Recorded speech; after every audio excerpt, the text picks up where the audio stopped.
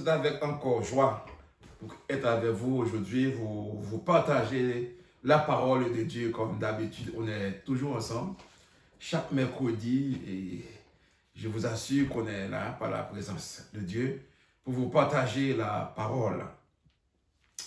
Alors, nous avons terminé un sujet la semaine dernière qui parlant de la parole de Dieu, un sujet qui était très contingenté, la liberté que Dieu donne. On a constaté, des fois, on est libéré, mais on n'est pas capable de jouir de la liberté. Et quand j'ai enseigné cette parole, même moi personnellement, cette parole m'a vraiment touché. Pour voir, des fois, on est arrivé bloqué et difficulté, tout, et pourtant Dieu nous libère. Alors, après avoir enseigné cette parole, j'ai pris même des décisions pour moi-même et je vous encourage aussi à regarder cet épisode qui parle de la liberté que Dieu donne, la liberté que Jésus lui-même donne.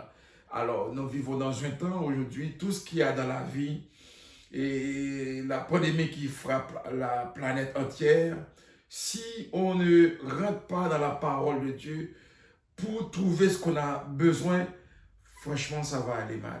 Que Dieu vous bénisse. Mais aujourd'hui, nous allons travailler dans un texte qui est à peu près semblable, mais je trouve que c'est une bénédiction pour moi.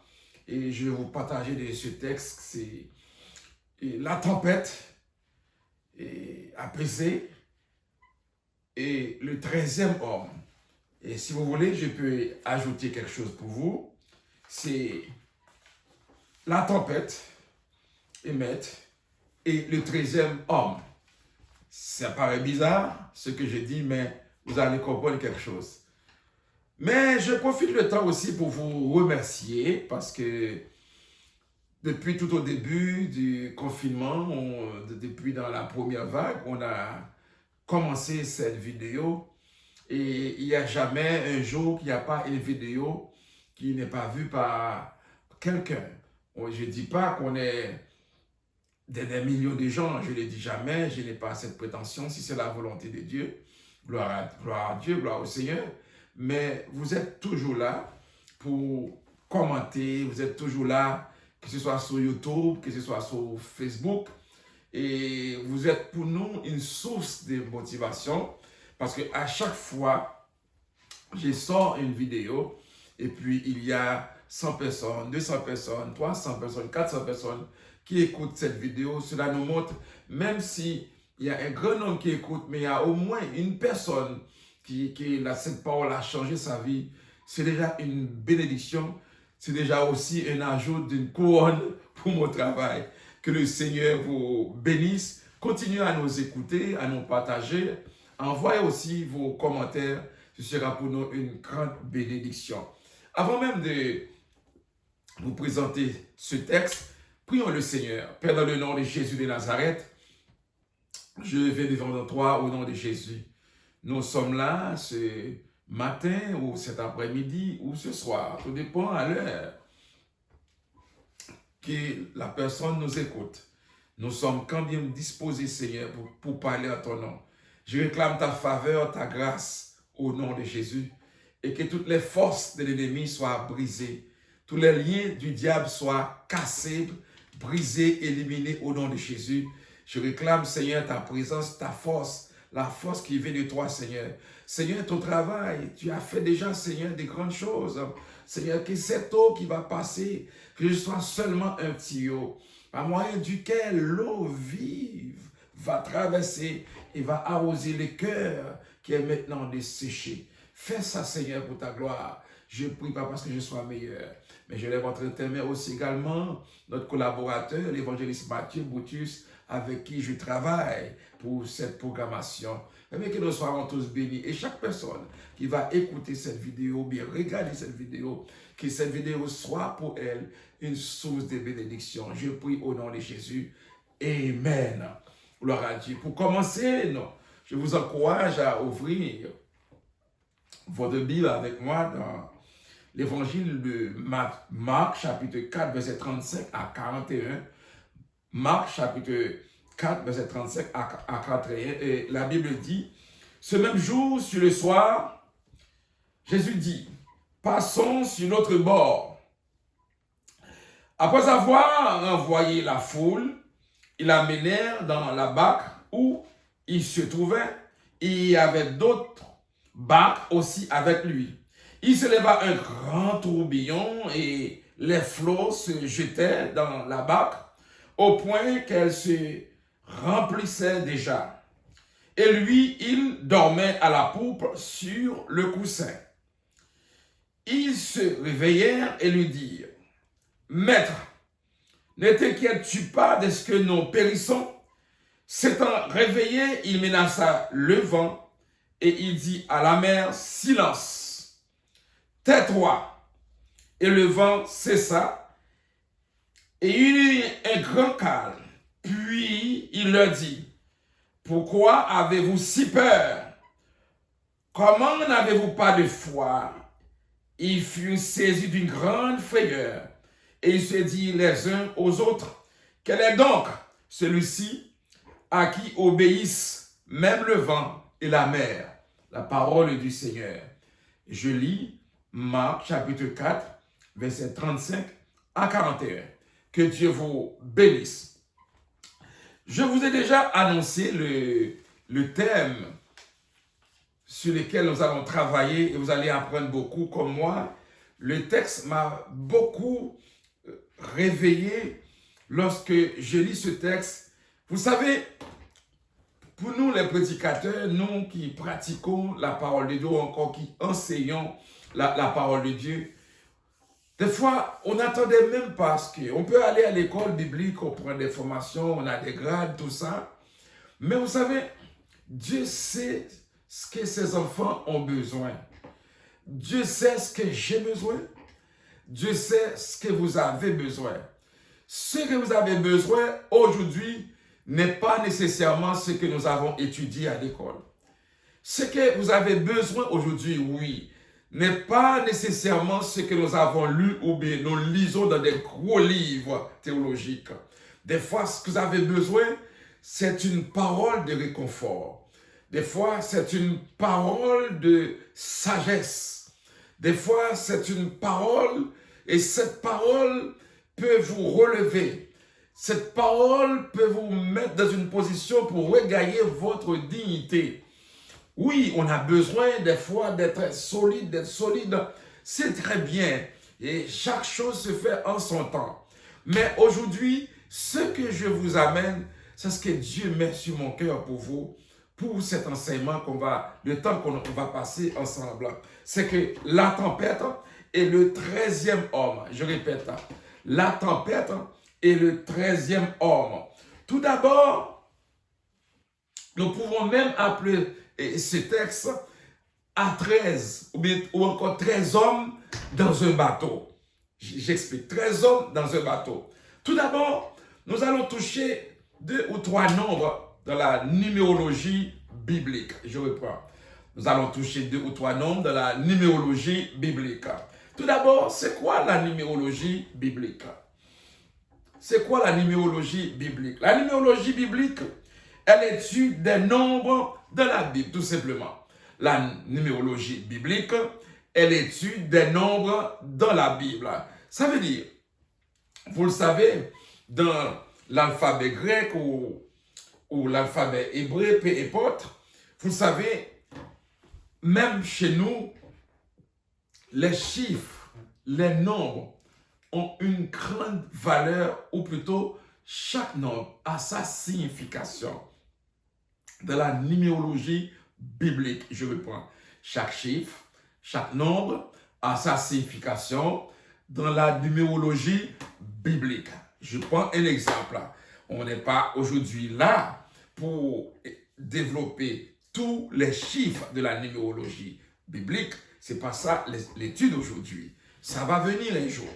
Mais, vu que nous avons la tempête et le 13e homme, juste j'essaie de toucher un peu quelques chiffres ou quelques nombres, c'est pour voir qu'est-ce que cet homme-là fait? Le 13e homme, pourquoi qu'il est là? C'est quoi sa mission? Avant même d'aller plus loin, des fois, vous écoutez, vous avez eu des songes. Dans des songes, vous voyez des numéros, des chiffres que vous ne comprenez pas. Moi, ça m'arrive. Ça m'arrive. Vous voyez des chiffres, des numéros. Par exemple, vous dormez, vous voyez le chiffre 11, le nombre 11.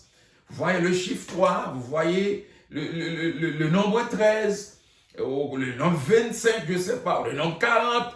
Des fois, ça arrive. Ça arrive. Je ne vais pas rentrer dans le domaine qui ne m'appartient pas. Par exemple, vous savez, dans des domaines et dans les signes, là, c'est très complexe. Mais moi, j'y reste tout simplement de la numérologie biblique pour ne pas monter sur un terrain qui ne m'appartient pas. Vous comprenez ce que je dis? Je souhaite bien. Que Dieu vous bénisse. Alors, par exemple, nous avons le chiffre 1, par exemple. Le chiffre 1. On dit, le chiffre 1, il y a plusieurs significations, mais parmi lesquelles on voit le chiffre 1 qui symbolise, c'est l'unité entre le Père, le Fils et le Saint-Esprit. Même si on prie aujourd'hui, on dit, comme nos anciens disent, à l'honneur Dieu le Père, à l'honneur Dieu le Fils, à l'honneur Dieu le Saint-Esprit. Mais est-ce qu'ils sont divisés? Non. Alors, le chiffre 1, souvent quand on voit et quelqu'un soit dans un rêve ou en quelque part, et il y a d'autres significations, mais je vais me concentrer là-dessus seulement. Mais on voit tout simplement que le Père est présent dans le Fils est dans le Père est dans le Saint-Esprit. Ils sont tous ensemble. Mais vous savez, et le Saint-Esprit est en nous, Jésus est à côté de nous, et puis le Père, lui, il est au ciel. Ça va, on s'entend, le chiffre 1. Laisse pas toucher un chiffre qui est très populaire. On rencontre ce chiffre partout dans la Bible, que ce soit dans l'Ancien Testament, que ce soit dans le Nouveau Testament. N'oublie pas, je fais tous ces chemins-là, c'est pour arriver dans le nombre 13. C'est là qu'on s'en va. Que Dieu vous bénisse.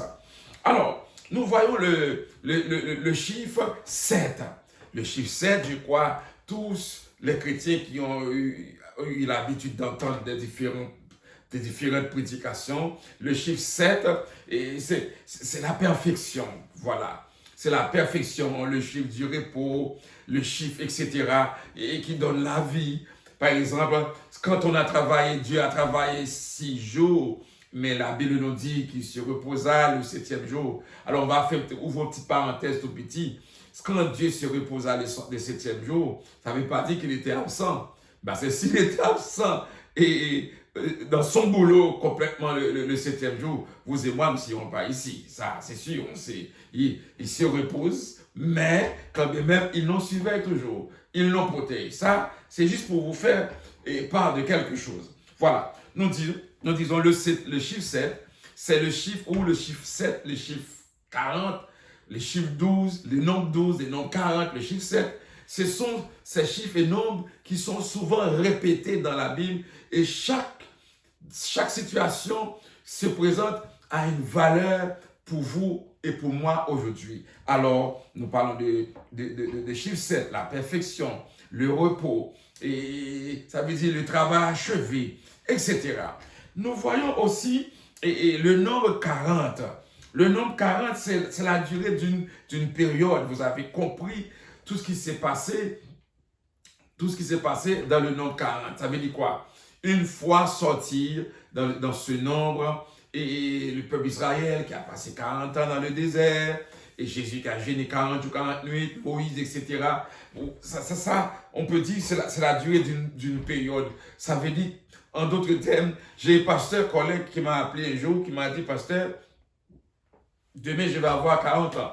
Je lui ai dit, mais 40 ans. Il m'a dit, non, ça veut dire, ma souffrance est terminée, je ne serai plus dans le désert à partir de demain, je ne serai plus à gauche, à droite, et à partir de demain, parce que je vais avoir 40 ans, ça va être mon année maintenant. Ça va être mon année de paix, mon année de grâce, où je vais pouvoir sortir dans le désert, je vais pouvoir acheter mon auto, je vais pouvoir trouver un bon emploi, etc. Comme Jésus, après avoir jeûné 40 jours, 40 nuits, il a dû manger après 40 jours. C'était ça, mon collègue a compris. Mais c'est ça. 40. Non, 40. Mais aujourd'hui, je vous donne une idée pour vous montrer où je vais m'en aller. Je vais m'en aller en quelque part. Alors, avant d'arriver à cet endroit où je veux m'en aller, je fais un petit tour avec vous dans certains chiffres et certains nombres. Mais le but principal, c'est le nombre 13. Le nombre 13, comme le thème dit aujourd'hui, la tempête et le 13e homme. Alors, nous sommes rendus maintenant dans le nombre 13. Nous disons que le nombre 13, selon les différents chercheurs, selon les différentes définitions, et une des définitions du nombre 13, souvent attribuée au malheur. Voilà, je vais essayer d'ouvrir votre attention. Le chiffre 13, surtout dans le calendrier juif, etc., est toujours attribué au malheur. Et c'est pour cela, si vous arrivez dans un hôtel, vous voyez, il peut avoir la chambre 12, mais il va avoir la chambre 14. Si on cherche la chambre 13, il n'y a pas. Si on rentre dans un bloc appartement, on va trouver l'appartement 10, 11, 12, 14, 15. Pourquoi? On dirait que personne ne veut habiter dans l'appartement 13. Sans doute, le diable va venir lui manger la nuit, ou du moins, je ne sais pas qu'est-ce qui va arriver. Ou bien, il va lui arriver un malheur quand même parce qu'il est dans la chambre 13. Alors, c'est pour cela, une des définitions, c'est le malheur. Il y a d'autres places qui disent le nombre 13, c'est un nombre à recommencer. C'est une autre étape du recommencement. C'est comme quoi, et après avoir les 12 disciples, quand les 12 disciples c'était complet, alors maintenant si on doit refaire quelque chose, on doit tout casser. Je veux que je sois très clair pour vous aujourd'hui. Je ne vais pas vous mettre dans la confusion. C'est pour ça que je m'en vais un peu tranquille aujourd'hui. Au moins si j'ai quelques personnes qui nous écoutent pour que vous compreniez ce que je dis. Merci Seigneur. Voilà. Alors, c'est comme si quand on arrive au 12 et puis on casse tout, c'est fini, c'est complet. Si on continue avec 12, on continue. Mais si on doit avoir 13, c'est quelque chose à recommencer. Et dans la vie, personne n'aime pas le recommencement. Alors, c'est ça qui est un peu difficile à gérer. Et voilà, je vais vous parler aujourd'hui dans un texte où il y a 13 hommes. Ça veut dire il y a le malheur. Parce que si on dit le chiffre 13 apporte les malheurs, mais ça veut dire cet homme-là, qui est le 13e, ça fait quoi? Mais laissez-moi vous dire, on a vu le malheur dans le nombre 13, mais aussi le nombre 13 apporte le bonheur. Waouh! Pour ceux qui croient en Jésus. Ah, je vais venir avec vous. Ça veut dire, si vous écoutez aujourd'hui, vous avez eu un songe, vous avez compté 13, vous avez vu 13, vous étiez bouleversé, vous étiez angoissé. Ah, c'est tout va être commencé, c'est cassé, c'est fini, il n'y a plus d'espoir. Moi, je vous amène une bonne nouvelle aujourd'hui. Pour vous, le chiffre 13, ça va être le chiffre ou le nombre de la paix. Où est-ce que Dieu va vous visiter dans une autre dimension plus élevée. Où est-ce que Dieu va faire une nouvelle expérience avec vous au travers de ce nombre. Par exemple, les disciples et disons les 12 apôtres, ils étaient avec Jésus dans un bateau. Tout était bien organisé. Tout était bien placé parce que vous savez, Jésus n'allait pas monter un bateau désorganisé, un bateau mal entretenu, vous le savez quand bien même. Alors, et ces hommes qui étaient là, il y avait tant de pêcheurs dans le bateau, il n'y avait pas que Matthieu qui était un comptable, mais il y avait des hommes qui connaissaient très bien la mer. Alors, le bateau était équipé pour prendre la mer. La météo, tout était correct.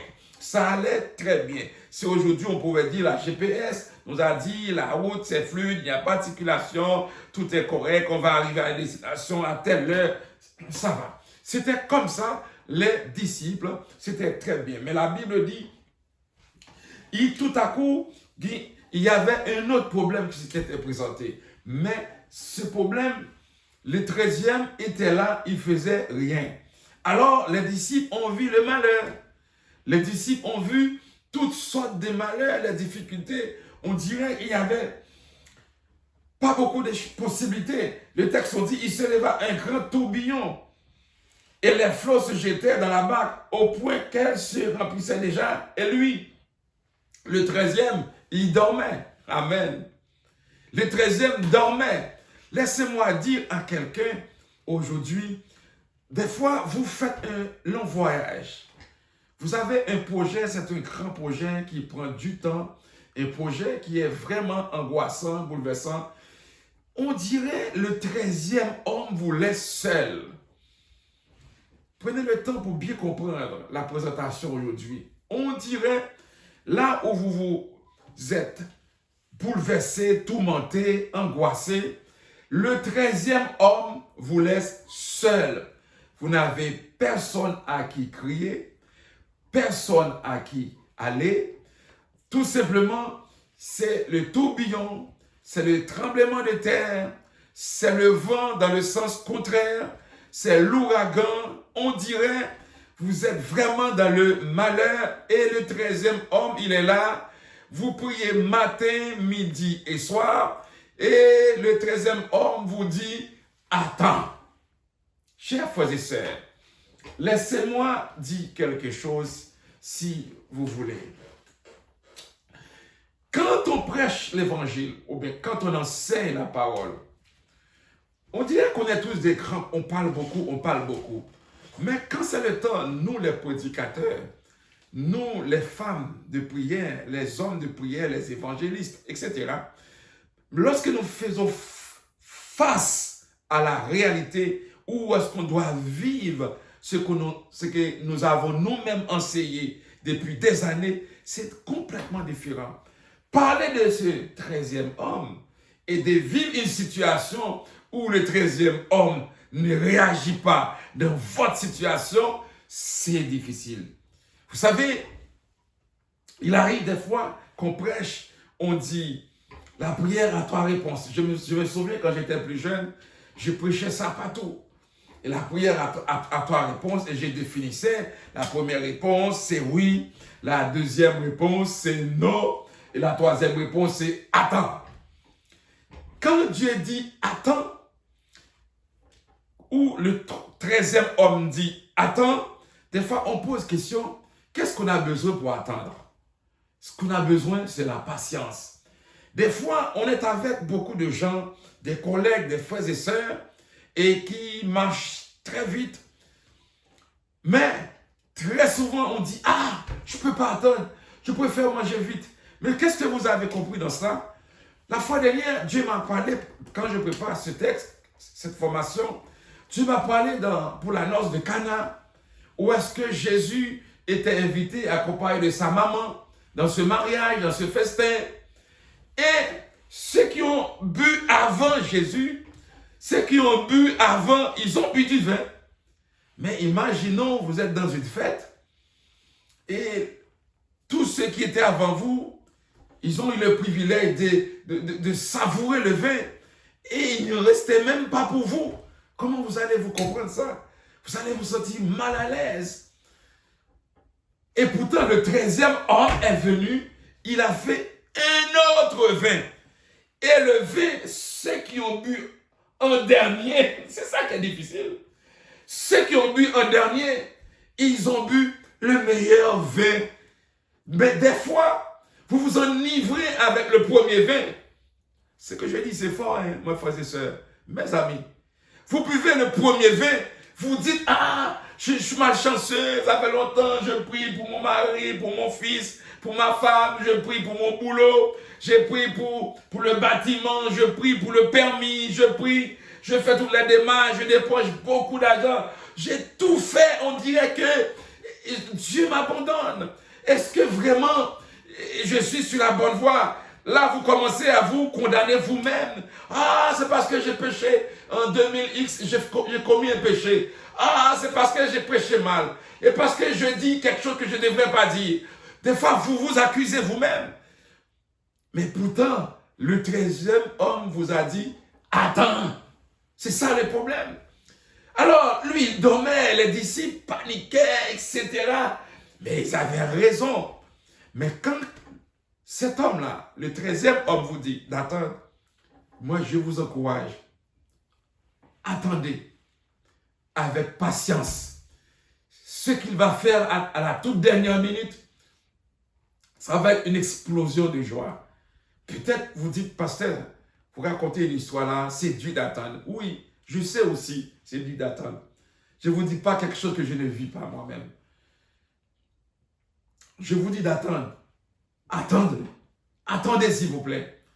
Parce que le 13e homme est là. Le texte on dit, le 13e homme qui était dans le bateau, il se leva et il a menacé la tempête. N'est-ce pas vous dire, une fois que cet homme se leva et la tempête va être calme, va se lever, la tempête va être calmée, vous allez réaliser, il va y avoir un calme. Et ce calme ne va pas être un calme temporaire, ça va être un calme définitif. Frères et sœurs, un calme qui va être vraiment un calme posé, un calme définitivement bien réalisé. Je crois que vous êtes d'accord avec moi. Je crois que vous écoutez, si vous écoutez cette vidéo en travaillant, vous avez manqué un bout. Quand vous aurez un temps, un petit moment, prenez un temps pour écouter. Nous vivons dans un temps aujourd'hui, temps très difficile. À cause de ce qu'on a connu de la COVID-19, rien n'était certain. Même les boursiers, ceux qui étaient en bourse, ils arrêtent, ils bloquent leur argent. Ceux qui étaient en immobilier, ils essaient de bloquer l'immobilier parce qu'ils ne savent pas qu'est-ce qui va arriver bientôt après le coronavirus. Peut-être ça va être une grande défaite, ça va être une grande récession pour toute la planète, les grands pays, les pays sous-développés, etc. Personne ne sait. C'est pour ça que les économistes sont très prudents là-dessus. Et quand il y a la prudence financière, ça veut dire nous sommes dans une tempête, on ne peut pas commencer à investir à gauche, à droite, on ne peut pas acheter une maison facilement parce qu'on ne sait pas qu'est-ce qui va arriver. On peut acheter une action dans une bourse, quelque part. Je ne vais pas citer les noms de bourse parce que je ne suis pas payé pour ça, mais vous comprenez ce que je dis. Mais vous avez peur qu'il va y avoir une récession où vous allez perdre votre argent. Il y a l'inquiétude là. Il y a une grosse inquiétude. Les pasteurs, vous m'écoutez aujourd'hui, et quand c'était la PCU, on dit, oh, ça marchait un peu. Je dis un peu là, je dis un peu. Mais maintenant là, a commencé à aller mal, les hypothèques, les assurances, et tout là, l'électricité, le téléphone, Internet, l'eau, et le déneigement, tout ça. Il y a des questions sans réponse. Et même si on ne sort pas le vent de panique, mais le moment de panique est quand même, n'est pas trop loin. Mais il y a quelqu'un qui vous dit d'attendre. Alors s'il dit attends, ça veut dire c'est l'heure de la foi, c'est l'heure de la patience. Je ne sais pas si quelqu'un me comprend là. C'est l'heure de la foi, c'est l'heure de la patience. Chers amis, le chiffre 13, ou plutôt le nombre 13, c'est un nombre que je dis que nous devrions avoir. Chaque de nous, nous devons avoir ce nombre avec nous. Ce nombre, c'est Jésus de Nazareth. Les 12 sont là. Les 12 ne peuvent rien faire sans la présence du 13e homme. Vous ne pouvez rien faire si le 13e homme n'est pas là. Ça veut dire, on peut conclure aujourd'hui, dans les minutes qu'il me reste, si le chiffre 13 est un malheur pour les autres, mais le chiffre 13 est une bénédiction pour vous et moi. N'ayez pas peur. C'est sûr, vous avez entendu parler de vendredi 13, il y a beaucoup de gens qui ne sortent pas de leur maison parce qu'ils ont peur de faire face à la situation, à ça. Oui, je suis d'accord. Mais pour vous et moi, vous n'aurez rien à avoir peur parce que le chiffre 13 n'est pas pour vous une malédiction, un malheur, mais le chiffre 13 est pour vous une bénédiction. Les 12 apôtres étaient là, mais le 13e homme, c'était l'homme qui a calmé la tempête. Vous avez besoin de ce chiffre dans votre vie, qui est Jésus-Christ de Nazareth. Chers mes amis, que ferez-vous au jour de la grande tempête du jugement de Dieu? Tout dépendra d'une chose, d'une seule chose. Tout dépendra du 13e homme. Aujourd'hui, pour vivre, pour faire face, écoutez-moi très bien ce que je dis, c'est une partie très importante de cet enseignement. Chers frères et sœurs, aujourd'hui, nous avons besoin du 13e homme pour calmer la tempête de la vie. Nous avons besoin du 13e homme afin qu'on puisse faire face à la réalité de la vie aujourd'hui, dans les moments noirs, dans les moments difficiles. Mais vous savez, ce 13e homme, vous l'aurez encore besoin, même le jour du jugement. Tout dépendra d'une seule chose, du 13e. Tout dépendra de sa présence ou de son absence. Si aujourd'hui, nous avons besoin le 13e homme dans nos activités, dans votre entreprise, dans votre société, dans votre église aussi, c'est lui-même le 13e homme qui a bâti son église. Dans votre famille, avec vos enfants, etc. On a besoin du 13e homme. En plus, le 13e homme, on n'aura pas besoin de cet homme seulement ici, mais nous aurons besoin de cet homme aussi pour le jour du jugement. Si Jésus-Christ n'avait pas été à bord de la barque, on n'aurait jamais entendu parler ni de Jacques, ni de Pierre, ni André, ni de Jean, ni des autres. Si Jésus-Christ n'avait pas été à bord, il n'y aurait pas eu un médicament, il n'y aurait pas eu un médicament pour la foi de ces hommes. Parce que ces hommes étaient bouleversés, ils étaient angoissés. Mais Jésus a montré que lorsqu'il est là, il faut rester calme. Je le répète, comme je l'ai dit déjà au début, d'être calme n'est pas toujours facile. Ça, on s'entend là-dessus. Prêcher la foi et vivre par la foi, c'est deux mondes différents, s'il vous plaît. Prêcher la patience et avoir la patience, c'est deux mondes différents. Je parle, par exemple, un couple, un pasteur qui fait la relation d'aide, le couple travail, etc., etc. Quand ce couple, le pasteur rentre dans un foyer, il apporte la bonne nouvelle, il apporte la parole, il essaie de réconcilier le couple qui est en difficulté. Mais quand c'est à son tour, le pasteur, son couple est en difficulté, là, c'est là que tu vas me dire ce que tu as enseigné, là. Tu es qui aujourd'hui? Alors, parler de quelque chose, c'est bon. Aujourd'hui, je peux être un grand parleur, je parle très bien, ou je connais mon sujet, je parle du 13e homme, mais fais face à une situation de tempête, fais face à une situation d'épreuve, de persécution, de tourment, de tremblement, de terre, de vent, sens contraire, pour rester tranquille. Pour atteindre le 13e homme n'est pas toujours facile. Ça prend la faveur et la grâce du Seigneur. Et si Jésus-Christ n'est pas à bord de votre vie, si Jésus-Christ n'est pas à bord de votre vie, quelle voie? Comment vous allez faire? Ça veut dire quoi? Non seulement pour aujourd'hui, nous avons besoin du 13e homme qui représente une bénédiction et non un malheur pour chacun de nous qui croyons. Aussi, nous aurons besoin de cet homme lui-même qui va venir nous chercher. Et nous allons être avec lui encore, le 13e homme. Nous allons être avec lui pour l'éternité. Ça veut dire, si vous écoutez aujourd'hui, vous avez pris à la légère cet homme. Ce nom est Jésus. Dans votre vie, vous l'avez pris à la légère comme si c'est de rien. On parle comme on dit, c'est business, c'est business. Moi, je vous dis, c'est pas vrai. C'est pas business. C'est pas une affaire, mais c'est quelque chose de réel. Notre Jésus, notre Dieu est réel. Il est fidèle. Lorsqu'il est là, il prend le contrôle. Donnez l'autorisation à notre Seigneur de prendre le contrôle de votre vie. Donnez l'autorisation à cet homme de prendre le contrôle de votre vie. Évitez de paniquer, évitez de coucher à droite, évitez de dire n'importe quoi. En suivant la foule, c'est un danger. J'ai rien contre. Mais lorsque vous suivez une foule, c'est aussi un danger. La foule vous dit, vous êtes en retard, comme on pouvait dire pour Joseph. Qu'est-ce que vous faites là? Regarde un homme, regarde où les songes vous amenez ici, regarde. Mais quand bien même, Dieu est avec vous. Que Dieu vous bénisse. Que le 13e homme soit dans votre vie aujourd'hui. Que le 13e homme vous parle aujourd'hui. Nous achevons aujourd'hui avec vous la tempête et le 13e homme que nous avons tous besoin. Prions le Seigneur. Père, dans le nom de Jésus de Nazareth, merci pour ce temps.